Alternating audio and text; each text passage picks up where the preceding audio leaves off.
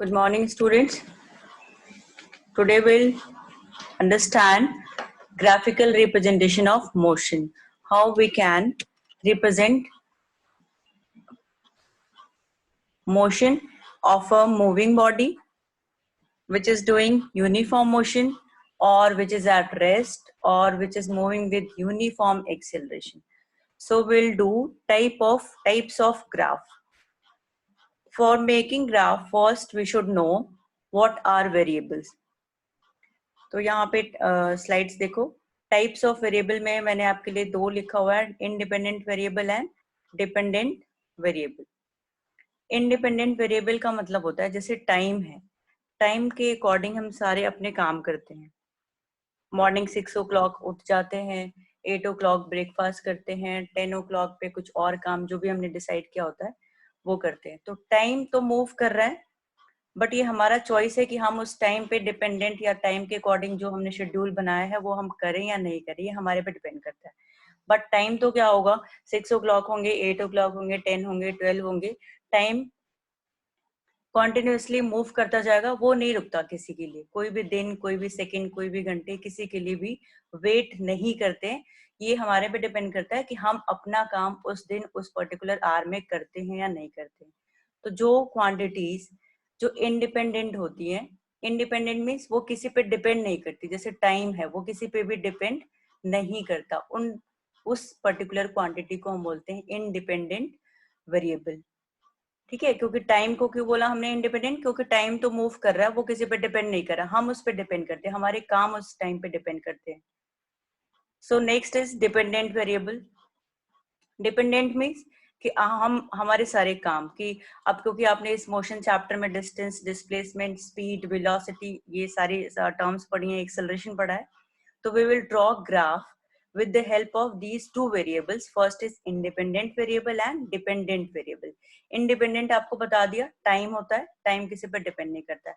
जो quantities depend करती हैं टाइम पे उनको हम बोलते हैं डिपेंडेंट वेरिएबल. टाइम ही नहीं या किसी भी अदर क्वांटिटी पे डिपेंड करती है, उसको हम बोलते हैं डिपेंडेंट वेरिएबल. सो यहाँ पे एग्जाम्पल में मैंने लिखा हुआ in distance time graph, time is independent and distance is dependent variable.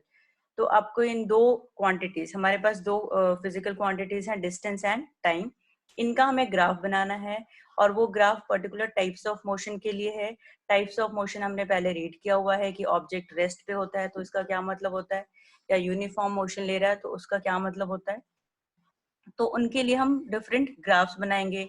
फिर अगर यूनिफॉर्म स्पीड से मूव कर रहा है तो विद रिस्पेक्ट टू टाइम कैसा ग्राफ बनेगा, या फिर यूनिफॉर्म एक्सेलरेशन से मूव कर रहा है तो किस टाइप का ग्राफ बनेगा.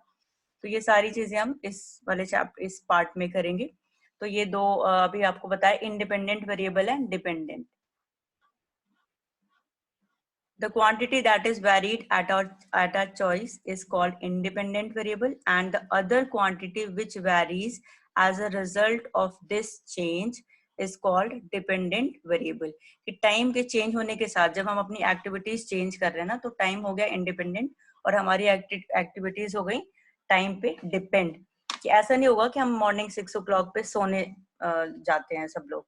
मॉर्निंग 6 o'clock पे सब लोग उठते हैं तो सबने उठना है, या बिफोर दैट आप उठ सकते हो.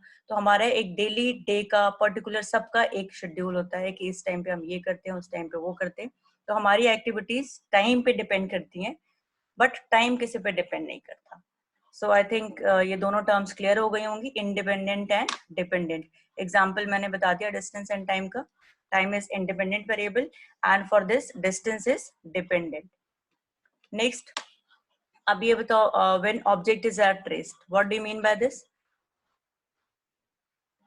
It means object is not changing its position. Rest का क्या मतलब होता है, object is not changing its position with respect to time. अब ये ग्राफ देखो, सपोज अभी आप, ये ओ पॉइंट है, ओ इज ओरिजिन. ठीक है, आप जहां पे भी बैठे हो उस पर्टिकुलर जगह को आपने डोर से या डिस्टेंस से जितना भी मार्क किया है, अपने रूम के डोर से आपने मार्क किया, सपोज 5 मीटर पे आपका जो ओरिजिन आपने एज्यूम कर लिया है कि वहां से आप जिस भी बेड पे बैठे हो तो 5 मीटर है. ये टाइम यहाँ पे बनाया हुआ, time in second. Time this is 1 second, 2, 3, 4, 5 and so on. Time को हमने यहाँ पे एक्स एक्सिस पे रिप्रेजेंट किया. इंडिपेंडेंट वेरिएबल को एक्स एक्सिस पे बनाना है और डिपेंडेंट वेरिएबल को वाई एक्सिस पे ड्रॉ करना है। तो अब यहाँ पे डिस्टेंसेस भी बनाई हुई है, 5 मीटर, 10 मीटर, 15, 20, आप कुछ भी बना सकते हो। नाउ हमने ओरिजिन से डिस्टेंस लिया 5 मीटर या ओरिजिन से डिस्टेंस लिया 10 मीटर। सपोज हमने 10 मीटर पे आप बैठे हुए हो फ्रॉम योर डोर, डोर आपका यहाँ पे ओरिजिन जहाँ आपने कंसीडर किया है, और डोर से आप जहाँ बेड पे बैठे हो उसकी डिस्टेंस है 10 मीटर। अब आप क्योंकि ये वीडियोस देख रहे हो तो आप बीच में जा तो नहीं रहे होगे कहीं, आप एक जगह पे बैठे हुए होगे। तो सपोज टाइम हमने यहाँ पे ले लिया 1 सेकेंड, 1 या आप कोई भी टाइम ले लो। सपोज आप 10 ओ क्लॉक पे यहाँ पे बैठे हुए हो, 10 ओ क्लॉक पे आपकी पोजीशन क्या है, 10 मीटर की पोजीशन है, मीन्स आप उसी जगह पे बैठे हुए हो। 2 मीन्स 2 सेकेंड, जो सेकेंड सेकेंड है या नेक्स्ट आर है या जो भी आप टाइम को जैसे भी कंसीडर करना है। तो यहाँ पे नंबर्स मैंने कंसीडर किए हुए हैं कि 1 second, 2 second, 3 second, 4 second, 5 second. तो सेकेंड वाले सेकेंड पे भी आप कहाँ बैठे हो, इसी 10 मीटर पे बैठे हुए हो। थर्ड सेकेंड में आप कहाँ बैठे हो, यहीं पे बैठे हुए हो। फोर्थ सेकेंड में आप यहीं सेम जगह पे बैठे हो। इट मीन्स अब ये देखो यहाँ पे डिस्टेंस लिखा हुआ है वाई एक्सिस पे। डिस्टेंस मीन्स आपके ओरिजिन से पोजीशन क्या है, ओरिजिन से आपकी पोजीशन 10 मीटर ही है। 1 सेकेंड पे भी 10 मीटर है, 2 सेकेंड पे भी 10 मीटर है, 3 सेकेंड पे भी 10 मीटर है, 4 सेकेंड पे भी 10 मीटर है, एंड 5th वाले सेकेंड पे भी आप वहीं पे बैठे हुए। मीन्स अगर मैं मान लूं कि 1 आवर आप ये वीडियो देखते हो तो आप 1 आवर एक ही जगह पे बैठे हुए हो। That means you are at rest, you are not changing your position with respect to time. तो ये ग्राफ कैसा आएगा, ये आपका डिस्टेंस टाइम ग्राफ है, ये याद रखना। अभी हम आगे और भी ग्राफ्स करेंगे तो जिनका ये नेचर तो सेम दिखेगा लेकिन यहाँ पे क्वांटिटीज अलग लिखी हुई होंगी। तो आपका ये डिस्टेंस टाइम ग्राफ है when object is at rest. Got it. Now next graph, when body is moving in uniform motion. अब यूनिफॉर्म मोशन के लिए सबसे पहले आपको याद करना पड़ेगा यूनिफॉर्म मोशन क्या था, पीछे हमने क्या डिस्कस किया था। When object is travelling equal distance in equal interval of time, उसको हमने बोला था यूनिफॉर्म मोशन। ये टेबल इसलिए मैंने यहाँ पे ड्रॉ किया कि इससे आपको ग्राफ बनाना इजी रहेगा। अब आप क्या करोगे, टाइम एंड डिस्टेंस का ग्राफ है, टाइम को आप बनाओगे एक्स एक्सिस पे एंड डिस्टेंस को बनाओगे वाई एक्सिस पे। टाइम अकॉर्डिंगली जो भी आपका टेबल है आप वो यहाँ पे मेंशन कर सकते हो। तो टाइम यहाँ पे 0 है, ओरिजिन पे 0 हो गया, then 1 2 3 4 5 and so on. Next distances कितनी लिखी हुई है टेबल में, 0, फर्स्ट पे 0, 0 पे 0 मीन्स ओरिजिन पे 0, फिर 1 पे 20, ये देखो 1, 1 पे 20, 40 कितने पे है 40 मीटर, 2 सेकेंड पे है 40 मीटर, 3 सेकेंड पे है 60 मीटर, ये वाला डॉट है 3 सेकेंड के लिए नीचे वाला। 4 सेकेंड पे है आपका 80 मीटर, ये है 80 की लाइन। तो ये वाला डॉट जो ये है ना, ये आपका है डॉट, ये आपका है 4 सेकेंड के लिए। 4 सेकेंड में वो 80 मीटर डिस्टेंस उसने ट्रेवल कर ली है। And next is 100 metre, that is at 5 second. यहाँ पे है ये आपका डॉट 5 सेकेंड वाला है कि यहाँ से आपने 5 ये लाइन यहाँ पे डॉट बनाया और इधर 100 मीटर के डिस्टेंस पे ये टाइम दिया हुआ है। तो ये डॉट आपका कहाँ पे आता है, 5 सेकेंड के लिए 100 मीटर जब डिस्टेंस ट्रेवल कर रहा है तभी आप ड्रॉ करोगे। नाउ एक यहाँ पे इंपॉर्टेंट बात है, जब आप डिस्टेंस टाइम ग्राफ बना रहे हो ये आप, और यहाँ पे इंटरवल्स कैलकुलेट कर लो एक बार कि आपको ये पता लग जाए कि यूनिफॉर्म मोशन है। 40 minus 20 what will get 20, 60 minus 40 कितना आएगा 20, 80 माइनस 60 कितना आएगा 20, 100 माइनस 80 कितना आएगा 20। एंड सिमिलरली टाइम्स का गैप देखो कितना है, 1 to 2 that is 1 second, 2 to 3 that is 1 second, 3 to 4 that is 1 second, 4 to 5 that is 1 second. तो टाइम इंटरवल भी सेम है, इंटरवल मीन्स दो टाइम्स के बीच का गैप, एंड डिस्टेंस इंटरवल भी सेम है। तो ये आपका इसलिए यूनिफॉर्म मोशन का ग्राफ, जब आप इसको ग्राफ सपोज ये आपके सामने नहीं बना होता और मैं कहती आपको इन दोनों का ग्राफ बनाओ तो आपको ये इसी टाइप का ग्राफ मिलेगा। 1 सेकेंड पे आप बनाओगे 20 मीटर, 2 सेकेंड पे बनाओगे 40, 3 सेकेंड पे बनाओगे 60, 4 पे अकॉर्डिंग टू दिस टेबल। तो ये आपको समझ आ गया हो कि डिस्टेंस टाइम ग्राफ कैसे मिल रहा है। ये इमेजिनरी लाइंस हमने डॉट्स नहीं ड्रॉ किए हैं, ये टेबल के अकॉर्डिंग डॉट्स ड्रॉ किए हैं, और उसके बाद जैसे सिंपल आप मैथ्स में ग्राफ बनाते हो उन डॉट्स को हमने फिर ज्वाइन कर दिया, you will get a straight line. दिख रही है सबको, O to A and A to B and ये लास्ट पॉइंट R लिखा हुआ है। तो जब भी कोई ऑब्जेक्ट यूनिफॉर्म मोशन लेगा तो उसका डिस्टेंस टाइम ग्राफ अगर आपको बोला जाता है ड्रॉ करने को, तो distance time graph for uniform motion is always a straight line. Straight line में सीधा नहीं, मतलब straight line incline to x axis, ये इस टाइप का, ये सेंटर में 45 डिग्री पे आप ये सिंबल बना सकते हो फॉर यूनिफॉर्म मोशन। तो ये ग्राफ याद रखना, आगे हम इससे रिलेटेड और सारी क्वेरीज करेंगे और क्वेश्चंस भी करेंगे। नेक्स्ट, इसी सेम ग्राफ से अब क्योंकि डिस्टेंस टाइम ग्राफ था और स्पीड का फॉर्मूला याद करो, स्पीड का फॉर्मूला क्या था, स्पीड इज इक्वल टू होता है डिस्टेंस अपॉन टाइम। तो क्योंकि हमारे पास डिस्टेंस है इस ग्राफ में और टाइम है, तो डिस्टेंस एंड टाइम की हेल्प से हम स्पीड कैलकुलेट कर सकते हैं फ्रॉम दिस ग्राफ। तो मैं अभी आपको बताने वाली हूँ कि how can we calculate speed from any distance time graph. Now particularly यहाँ पे लिया हुआ है अभी आपका एक छोटे से, मैंने 2 पॉइंट्स यहाँ पे कंसीडर किए हुए हैं। ये 60 के ऊपर थोड़ा सा ये 80 लिखा हुआ है, ये कंफ्यूज नहीं होना। ये ए टू बी हमने पॉइंट्स कुछ बना लिए बीच में, ठीक है, ए टू बी ये पॉइंट बना हुआ है एंड ए से एक लाइन ड्रॉ की हुई है परपेंडिकुलर स्ट्रेट एक्स एक्सिस पे। सिमिलरली बी से एक लाइन डॉटेड ये जो ड्रॉ की हुई है एक्स एक्सिस पे।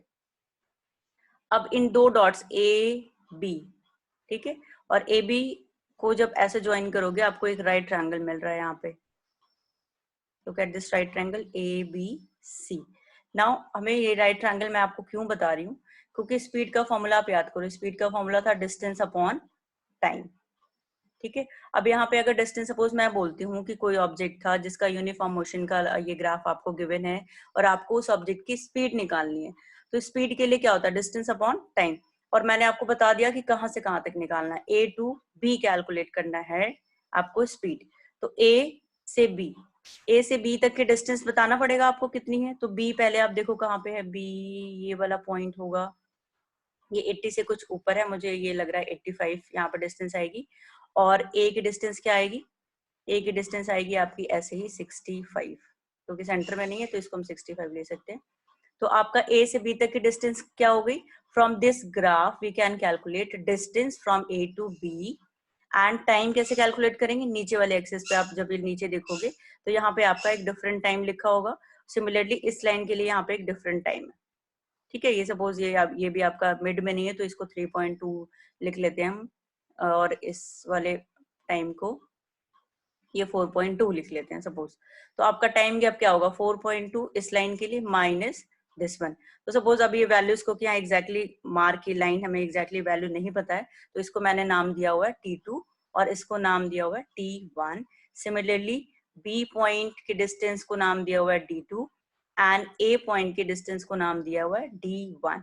तो स्पीड का फॉर्मूला आप लिखोगे, speed is equal to distance upon time. तो डिस्टेंस कहाँ से कहाँ तक, क्योंकि अभी आपको बताया हुआ ए से बी तक का मैं केवल यहाँ पे निकाल रही हूँ, तो ए से बी तक की डिस्टेंस क्या है, D2 minus D1। D2 means यहाँ वाली जो डिस्टेंस होगी उसमें से आप इतना माइनस कर दोगे तो आपको इस ये केवल डिस्टेंस पता लग जाएगी, क्योंकि हमें नीचे से तो बताना नहीं है। अगर नीचे से बताना होता फिर हम यहाँ से काउंट करना स्टार्ट करते, क्योंकि हमारे पॉइंट्स ए और बी हैं और ए और बी के पैरेलल लाइंस ये हैं, ये पॉइंट्स हैं, तो D2 माइनस D1 ये आपकी एग्जैक्ट डिस्टेंस होगी। सिमिलरली T2 माइनस T1 ये आपके ये ए टू बी तक का टाइम गैप होगा T2 माइनस T1। तो ये लिख दिया हमने डिस्टेंस, ये लिख दिया टाइम, ये आपका कैलकुलेट हो जाएगा स्पीड। जो भी वैल्यूज होगी आप इसको पुट करोगे, you will gate speed from distance time graph for an object which is doing uniform motion. ना एक और एडिशनल चीज मैंने यहाँ पे बताई हुई है, ये आपके फर्दर नेक्स्ट क्लासेस में काम आएगी, तो इसको बस यहाँ पे देख लो। स्पीड इज इक्वल टू, अब अगेन D2 माइनस D1 को, क्योंकि हमने ये ट्रायंगल लिया था, ये पॉइंट लिए थे, तो ये आपका BC, ये आपका डिस्टेंस की वैल्यू लिखिए D2 माइनस D1, ये जो ये लाइन है आप इसको, ये पैरेलल है BC के, तो आप इसको BC लिख सकते हो। एंड T2 माइनस T1 किसके पैरेलल है, AC। ये जो ये पॉइंट्स हैं इनके बीच का डिफरेंस क्या बता रहा है, हमें AC ही बता रहा है, यही लाइन बता रही है।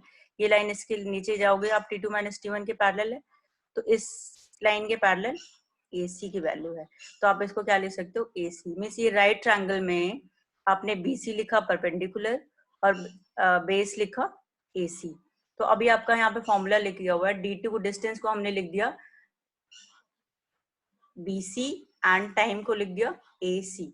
तो ये आपका परपेंडिकुलर अपॉन बेस आ चुका है इस ट्रायंगल का, इसी वैल्यूज को हमने डिफरेंट टर्म्स में लिख दिया। तो अभी आपका BC अपॉन AC की वैल्यू क्या है, सेम यही है जो ऊपर आपने लिखी हुई है। और in a right triangle BC upon AC, perpendicular upon base को बोलते हैं, जो हमें एंगल बनाया हुआ है हमने एंगल को बोलते हैं स्लोप। स्लोप मीन्स होता है AB, ये जो लाइन दिख रही है ना आपको, केवल A to B पॉइंट देखो, A to B पॉइंट ये जो लाइन है वो AC के साथ कितना एंगल बना रही है, थीटा एंगल बना रही है। इस थीटा एंगल को हम बोलते हैं स्लोप, कि ये लाइन AB आपके AC पे कितना झुकी हुई है, कितना बेंड है। थीटा अगर आपको पता होता, सपोज ये 45 डिग्री है, तो आप बोलोगे कि ये 45 डिग्री AB लाइन इस AC पे इंक्लाइंड है। तो एक आपकी एक्स्ट्रा इन्फॉर्मेशन है। स्लोप की वैल्यू क्या होती है, slope is equal to perpendicular upon base, ठीक है। और यही आपका सेम इसी चीज को इलेबोरेट यहाँ पे नीचे भी किया हुआ। अगेन स्लोप, अगर किसी भी डिस्टेंस टाइम ग्राफ का आप स्लोप निकाल रहे हो, means slope is equal to speed, क्योंकि ये फॉर्मूला देखो, ये आपका जो ये लिखा हुआ है ये स्लोप का ही है, ये आपका स्पीड का ही है, तो ये दोनों इक्वल हैं, तो ये आपका slope is equal to speed हो जाएगा। And speed is equal to, again same thing मैंने दोबारा से लिखी हुई है, BC upon AC, and BC क्या है, यही है D2 minus D1 upon T2 minus T1। BC की वैल्यू यहाँ पे देखो, दोबारा मैंने स्टार्टिंग बताई हुई है आपको, BC is D2, C is D1 and AC is T2 minus T1। ये टाइम का गैप और ये टाइम का गैप, ये दोनों लिखा हुआ है स्पीड में, ये जो ऊपर लिखा हुआ है मैं आपको बता चुकी हूँ। तो यहाँ पे एडिशनल इन्फॉर्मेशन ये है कि स्लोप को हम टैन थीटा कहते हैं, या टैन थीटा को आप स्लोप कहते हो। स्लोप मीन्स जो लाइन आपकी, जो ये सपोज अगर इस लाइन को हम लें, ये बेसिक लाइन जो है, तो स्लोप अगर आपको निकालना होगा इस बड़े से ट्रायंगल का, यहाँ से अगर सपोज कम ज्यूम करते हो आप, O to B and B to, ये हमने यहाँ पे अगर सपोज कोई पॉइंट नहीं दिया हो, यहाँ पे सपोज मैं P लिख देती, तो आपका OBP राइट ट्रायंगल बन जाता। और राइट ट्रायंगल का स्लोप कैसे निकालते, BP, ये पॉइंट ले लो, T2 लिखा हुआ है जो, परपेंडिकुलर अपॉन बेस वाली लाइन, ये तो आपके इस पूरे लाइन का स्लोप आ जाता O से B तक का, क्योंकि हमने छोटे से पॉइंट लिए हैं A to B, तो इसलिए आपका स्लोप भी ये थीटा है ये वाला। और ये वेदर इट इज, ये यहाँ पे इक्वल है, तो ये पॉइंट हमारे डिफरेंट है, यहाँ पे A to B है, A to B के लिए हमने स्लोप निकाला हुआ है, तो इस स्लोप को हम बोलते हैं tan थीटा, लिख सकते हो tan theta is equal to again perpendicular upon base. Means ये सारी वैल्यूज एक तरीके से देखो सब इक्वल है एक दूसरे के, स्पीड होता है स्लोप के इक्वल, स्लोप होता है स्पीड के इक्वल, डिस्टेंस टाइम ग्राफ की बात कर रही हूँ तब, या फिर tan theta is equal to slope, slope means again perpendicular upon base, तो ये लिखा हुआ है। ये आपका एडिशनल टर्म्स हैं, ये आपके एनसीईआरटी में नहीं दी हुई हैं, तो आप इसको सिंपल, अगर आपको ये नहीं समझ आ रहा तो आप यहाँ तक भी कर सकते हो, speed is equal to distance upon time, और आप अपने ग्राफ से डिस्टेंस की वैल्यू देखो उस पर्टिकुलर इंटरवल में, और टाइम की वैल्यू देखो, दोनों को डिवाइड कर दो, आपको सिंपल स्पीड आ जाएगा। Next is case 3, when the body is in non uniform motion. Non uniform means, just recapitulate the information which I have given you earlier. Non-uniform means when object is not traveling equal distance in equal interval of time. तो यहाँ पे क्या है, simple सी बात है, distance and time, time again independent variable है, इसको x axis पे बनाना है हमेशा, एंड डिस्टेंस डिपेंडेंट वेरिएबल है, तो डिस्टेंस को हमने बनाया वाई एक्सिस पे। अब ये आप फॉर नॉन यूनिफॉर्म मोशन, ये ग्राफ आप किसी भी टाइप का बना सकते हो, स्ट्रेट नहीं बनाना है, किसी भी टाइप का आप जिगजैग बना सकते हो, ट्रायंगुलर बना सकते हो, किसी भी टाइप का बना सकते हो, आपका नॉन यूनिफॉर्म रिप्रेजेंट करेगा। नॉन यूनिफॉर्म मींस डिस्टेंस के इंटरवल सेम नहीं है एंड टाइम का भी इंटरवल सेम नहीं है, या फिर डिस्टेंस का सेम हो सकता है, टाइम का डिफरेंट हो सकता है, कुछ भी वेरी कर सकता है डिस्टेंस एंड टाइम में, तो ये आपका नॉन यूनिफॉर्म मोशन का नेचर है।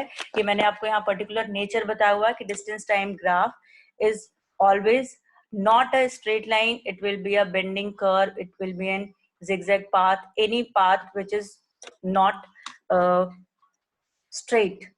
जैसे आपको स्टार्टिंग में यूनिफॉर्म मोशन के लिए बनाया वो ऐसा नहीं बनाना है। Non uniform means uniform object distance equal time में ट्रैवल नहीं कर रहा है, इसलिए आपका कर्व बनाना है हमेशा, और कर्व भी आप कोई बेकार सा बना सकते हो, कैसा भी बना सकते हो। Next, distance time graph for positive, negative and zero acceleration. अब ये एक्सेलरेशन मैंने लास्ट वीडियोस में बताया हुआ आपको, कल वाले में। एक्सेलरेशन क्या होता है, velocity change per unit time. Acceleration means when an object changes its velocity per unit time. अब यहाँ पे क्योंकि हमें डिस्टेंस टाइम ग्राफ बनाना है, तो सबसे पहले तो एक्सेलरेशन वर्ड क्लियर होना चाहिए, तो फिर आपको ये क्लियर आएगा समझ में। एक्सेलरेशन इज इक्वल टू 0 लिखा हुआ है दिस स्ट्रेट लाइन के लिए, ठीक है। अब एक्सेलरेशन 0 कब होता है, याद करो हमने लास्ट एग्जांपल में आपको बताया हुआ है एक्सेलरेशन वाले वीडियोस में।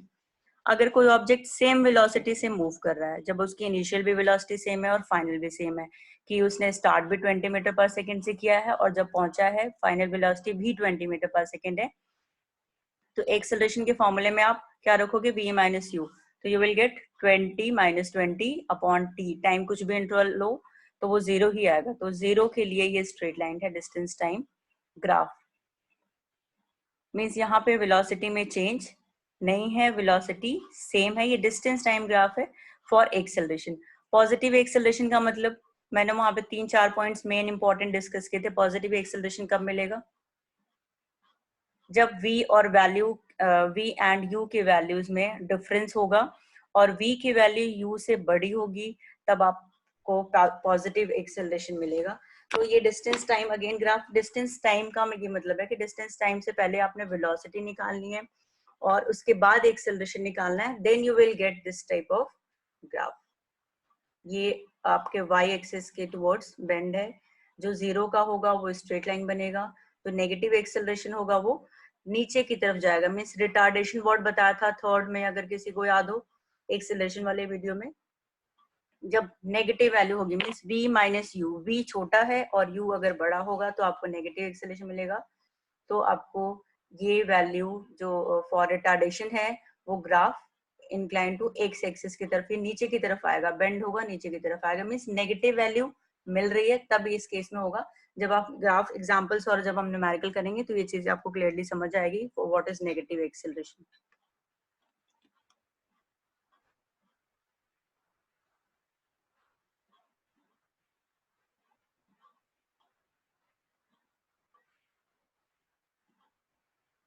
सो next type is velocity time graph. अब यहाँ पे मेन हेडिंग देखो, this is velocity time graph. पीछे हमने डिस्टेंस टाइम ग्राफ किया है when object is in as at rest and when object is in uniform motion. Now this is different graph, यहाँ पे डिस्टेंस टाइम नहीं लिखा हुआ है, यहाँ पे वेलोसिटी टाइम ग्राफ लिखा हुआ है। मीन्स आपके y एक्सिस पे वेलोसिटी ड्रॉ करनी है हमने और x एक्सिस पे टाइम ड्रॉ करना है। Time is independent and velocity is dependent. हमारी मर्जी है हम कम स्पीड से जाएं, ज्यादा स्पीड से जाएं। और एक और मेन इंपॉर्टेंट बात आपको बता दूं कि इन ग्राफ, जब आप ग्राफ ड्रॉ करते हो तो वेलोसिटी यहाँ पे लिखा हुआ है, यहाँ पे आपकी टर्म आपके बुक्स में स्पीड भी लिखी हुई होती है, क्योंकि ग्राफ में हम डायरेक्शन कंसीडर, ये आपका 2D ग्राफ बना रहे हैं, यहाँ पे केवल वैल्यूज हम ड्रॉ कर रहे हैं, इसलिए आप यहाँ पे वेलोसिटी या स्पीड दोनों लिख सकते हो, या आपका रॉन्ग नहीं होगा। और इसके रिलेटेड आगे जो और टर्म्स करेंगे वहां पे भी आप ये बात ध्यान दोगे कि यहाँ पे वेलोसिटी जो लिखा हुआ है दिस इज वेलोसिटी, यहाँ पे आप स्पीड भी लिख सकते हो एंड दिस इज सेम, क्योंकि हमारा वेलोसिटी टाइम ये आपका इसी सेम ग्राफ को आप स्पीड टाइम ग्राफ भी कह सकते हो। यहाँ पे क्योंकि डायरेक्शन नहीं मेजर कर रहे हैं, हमारे पास वैल्यूज हैं वेलोसिटी की डिफरेंट और टाइम की डिफरेंट वैल्यूज है, इसलिए हमने इसको वेलोसिटी टाइम ग्राफ बोला हुआ है। स्पीड भी टर्म यहाँ पे लिख सकते हो, मैं बार बार बता रही हूँ यहाँ पे डायरेक्शन आपका इंक्लूड नहीं हो रहा है, क्योंकि ये केवल हम यहाँ पे मैग्नीट्यूड लेकर के ग्राफ ड्रॉ कर लें इसलिए। So first case, when body is moving with uniform velocity. Now again recapitulate the last videos. Uniform velocity का क्या मतलब होता है? When object is moving with same velocity. Uniform का मतलब स्टार्टिंग में आपको बता दिया था मैंने, मीन्स होता है सेम, कांस्टेंट। यूनिफॉर्म वेलोसिटी से जा रहा है, इट मीन्स वो अपनी वेलोसिटी चेंज ही नहीं कर रहा है।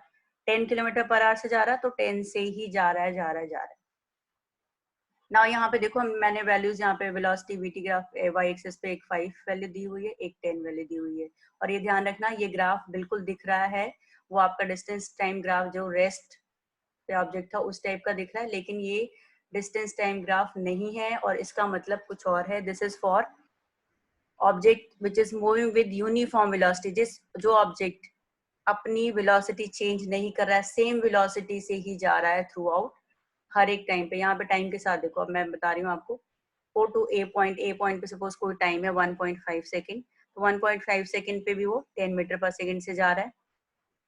2 मीटर पे भी 2 सेकेंड पे भी वो 10 मीटर पर सेकेंड से जा रहा है। 3 मीटर पे भी 3 सेकेंड पे भी वो 10 मीटर पर सेकेंड की स्पीड से जा रहा है।